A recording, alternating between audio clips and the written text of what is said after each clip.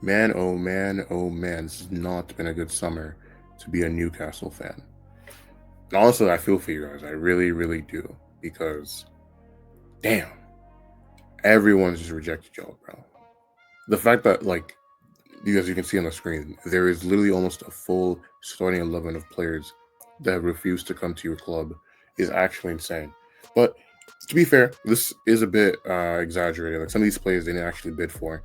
And so it's not quite as bad as people are making it out to look, but still not been pleasant. So let's figure out what the hell is going on. Why don't people want to come to this club? Actually, this current Benjamin Sesko transfer to United is a good example of what I'm talking about. Like especially when you consider that literally just last season Newcastle finished freaking 24 points ahead of Manchester United, but yet still Sesko would rather go to Manchester United than go to Newcastle. And it begs the question, why is that? I think the first answer to that is simply just prestige.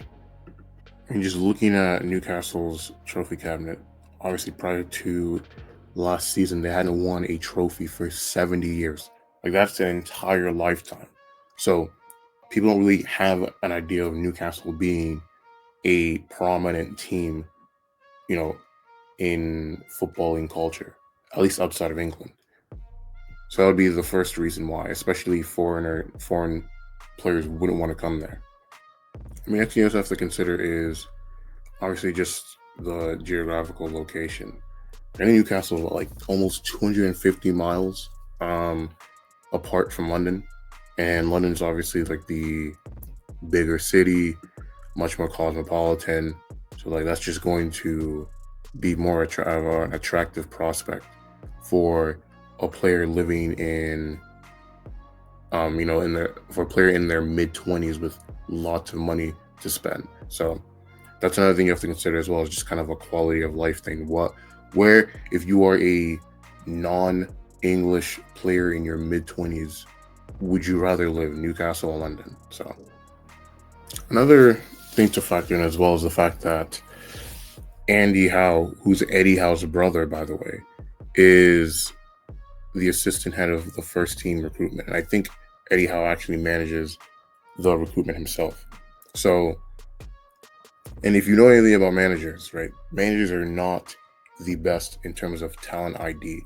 So, there's a lot of good players out there that I doubt Eddie Howe is really privy to, considering that he has to actually do his job managing the squad. So his influence is probably more so to the Premier League and clubs that other Premier League teams are interested in, which obviously are going to be the teams that can compete with him financially for the players that he would want to go and get. So I also think maybe having a more diversified scouting network would probably help in that regard as well. And lastly, which kind of relates to the previous point I just made, I just think that the type of players that they're aiming for might be a bit too high for their pay bracket. Because, despite the fact that I've said that they haven't signed anyone of, points in the realm that they would want, they have signed the likes of Alenga, who was good for Forest last season, right? So they do have the ability to sign players. I just think that they need to temper their expectations of the type of players they think they can attract, given, where they are right now, right? They got the likes of Ramsdale from Southampton, right? They bought a guy on a free transfer from Malaga. So I think for them, they need to aim a bit lower. Like, you have the likes of Moise Kean and Fiorentina, who was amazing last season, where I haven't really seen too many big clubs go out for him. Right? You have the likes of, or you had some other players. I think Alex Baena at Villarreal before he went to Atletico. So there are players out there for them to get that aren't necessarily the players that the big clubs want. But when you compete with the big boys, you're gonna lose more times than not. And now they've put themselves in a situation where the season starts in a week, and they've really only brought in one first team starter into their club.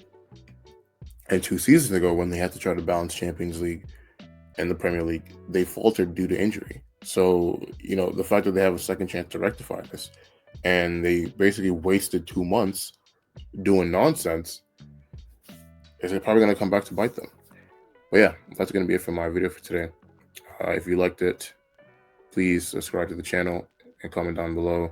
And most importantly of all, remember to have a good day.